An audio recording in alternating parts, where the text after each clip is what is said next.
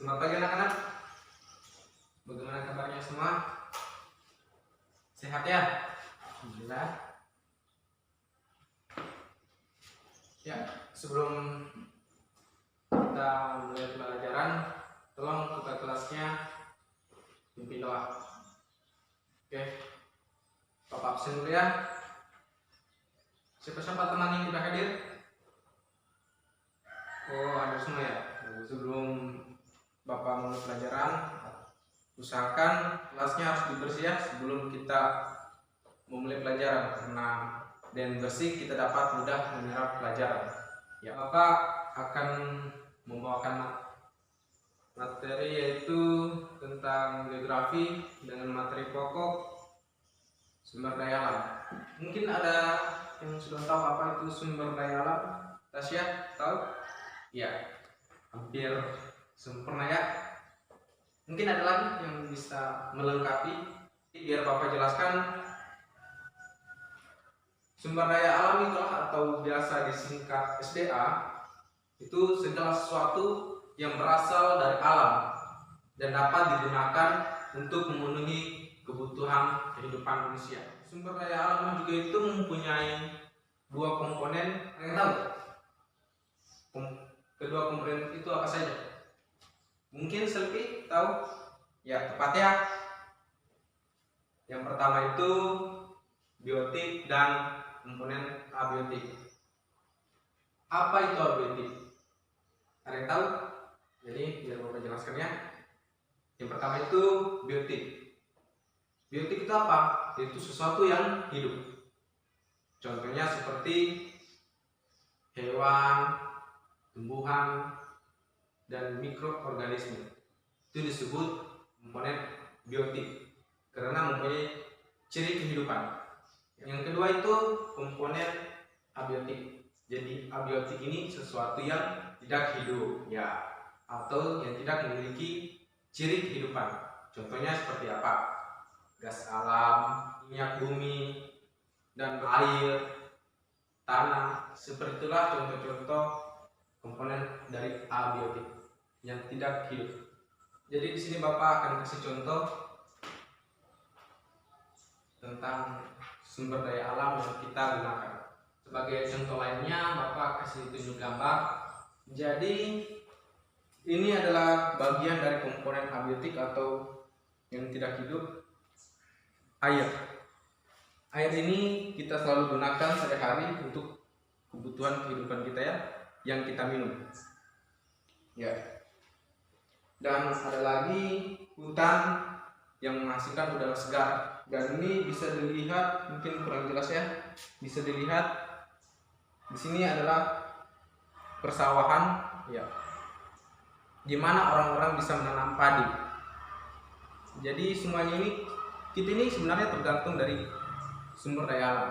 Dan beruntungnya Indonesia ya memiliki sumber daya alam yang berlimpah. Sebagai komponen lagi, Bapak kasih tunjuk buku. Dan bahkan adik-adik sendiri mungkin ya mempunyai buku.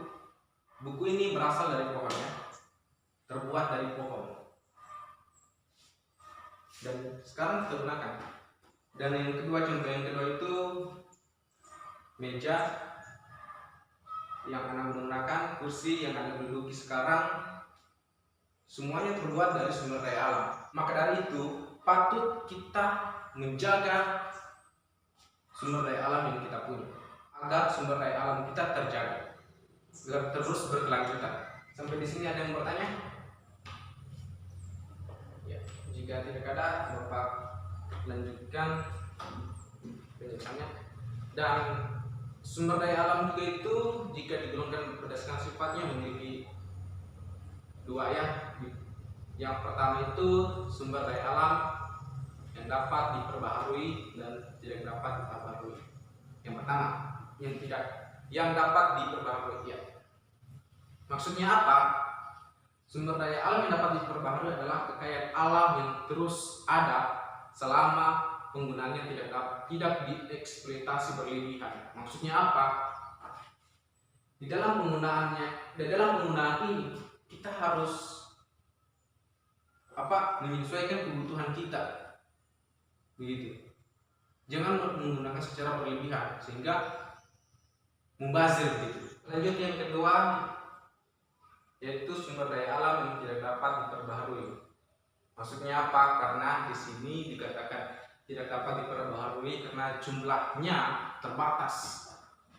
Ya, karena penggunaannya lebih cepat daripada proses pembentukannya. Ada desain contoh seperti apa? Jadi contohnya itu seperti gas alam, minyak bumi, ya, emas. Itu mereka itu terbentuknya sangat lama, sehingga mereka dikatakan sumber daya alam yang tidak dapat diperbaharui.